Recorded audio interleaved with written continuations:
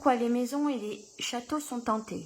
Les maisons dites hantées, ce sont des lieux qui sont chargés d'histoire et on les appelle les maisons hantées parce que les âmes ne sont pas passées dans la lumière. D'où on fera appel à un passeur d'âmes. Ou un exorciste. Ou un exorciste, ou faire une bénédiction tout simplement dans la maison. Il peut y subsister des esprits frappeurs ou farceurs, des mauvais esprits. Si on ne nettoie pas le lieu, on ne fait pas partir les entités, cela restera d'année en année, peut-être même, voire même des siècles. De plus, si on continue à les titiller, comme les émissions, ce qu'on appelle les chasseurs de fantômes ou autres, où on rigole et on se moque d'eux, ces esprits farceurs vont s'énerver et peuvent faire du mal et vous attaquer.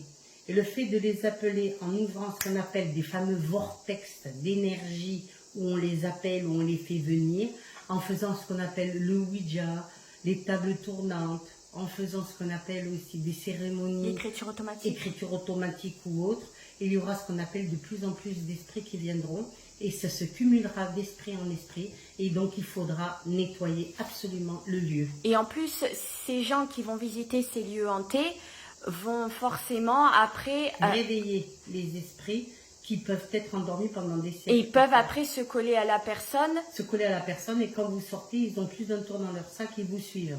Et donc après, ça peut entraîner dépression. Dépression, état de fatigue générale. Manifestation, peur, angoisse. Et on peut avoir des manifestations aussi sur le corps comme des griffures ou autres. Parce que souvent on m'a posé la question. Donc les entités après peuvent te suivre et après ça peut porter malheur puisque ça... Ça peut porter malheur et puis ça vous apporte des blocages, des retards, des ralentissements sur beaucoup de choses.